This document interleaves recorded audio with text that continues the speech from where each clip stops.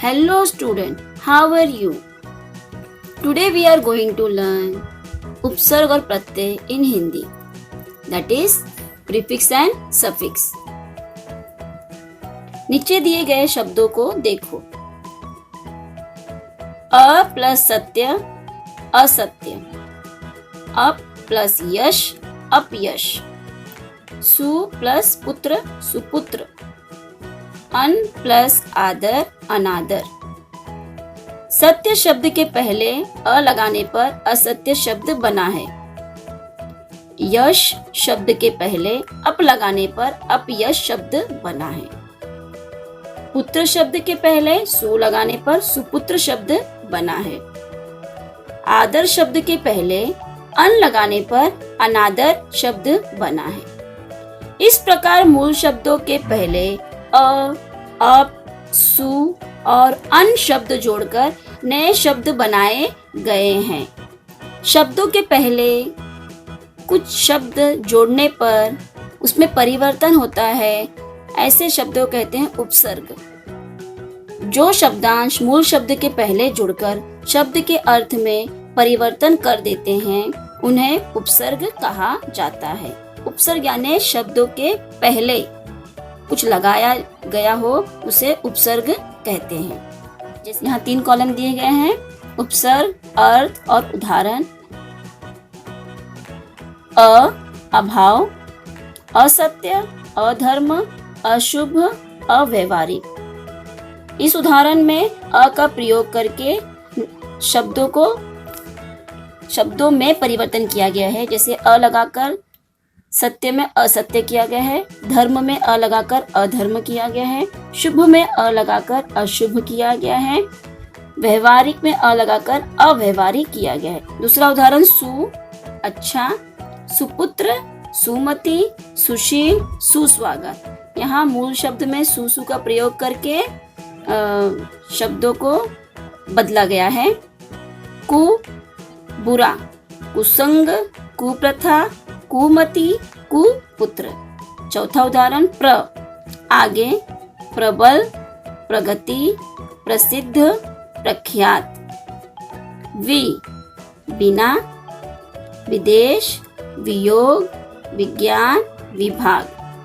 Up हीन, अपयक्ष, अपमान, अपशब्द, अपशकुन. अव हीन, अवगुण, अवनति, अवशेष. अन्न रहित, अनजान, अनमोल, अनदेखा, अनबन. दूर बिना, दुर्बल, दुर्दीन, दुर्गुण, दुराचार. नीर हीन, निर्जन, निर्धन, निर्मल, निर्बल. नी रहित, निडर, निरोग, निकम्मा. भर पूरा, भरपूर, भरपेट, भरमार. उपसर्ग को हम इंग्लिश में प्रीफिक्स भी कहते हैं. इसे शब्द के पहले ही लगाया जाता है. प्रत्यय, अब हम दूसरा जो शब्द है प्रत्यय उसे पढ़ेंगे. प्रत्यय में क्या होता है? प्रत्यय में शब्दों के बाद लगाया जाता है और उसमें क्या होता है, उसकी विशेषता उत्पन्न होती है. प्रत्यय लगाने पर, उपसर्ग लगाने पर क्या होता है, नया शब्द बनता है, शब्द में परिवर्तन होता है. और प्रत्यय में क्या होता है, उससे शब्द की विशेषताएं बढ़ती है. और दूसरा टॉपिक है प्रत्यय. नीचे दिए गए शब्दों को देखो. वीर प्लस ता वीरता. देश प्लस ई देशी. प्यास प्लस आ प्यासा. श्री प्लस मान श्रीमान. ऊपर दिए गए शब्दों में वीर, देश, प्यास और श्री मूल शब्द हैं. इन शब्दों के बाद ता, ई, आ और मान लगाने से नए शब्द बने हैं. वीरता, देशी, प्यासा और श्रीमान. जो शब्दांश शब्दों के अंत में जुड़कर उनके अर्थ में विशेषता उत्पन्न कर देते हैं उन्हें प्रत्यय कहा जाता है. प्रत्यय और उपसर्ग पहचानना बहुत ही आसान है और उसे करना भी बहुत आसान है. आप सिर्फ 2 चीज ध्यान में रखें कि उपसर्ग में शब्द के पहले कुछ जुड़ता है और प्रत्यय में शब्द के अंत में कुछ जुड़ता है. इसे हम उपसर्ग और प्रत्यय कहते हैं.